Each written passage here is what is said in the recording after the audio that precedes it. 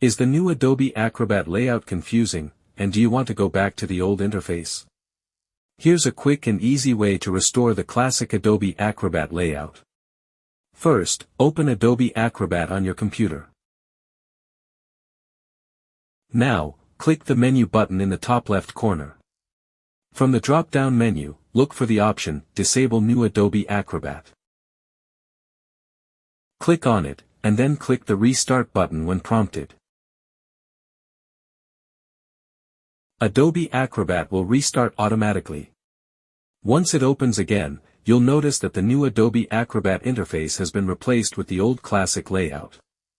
That's it. You have successfully switched back to the old Adobe Acrobat layout. If this quick tip helped you, don't forget to like the video, subscribe to the channel, and turn on notifications for more Adobe Acrobat and Windows tips.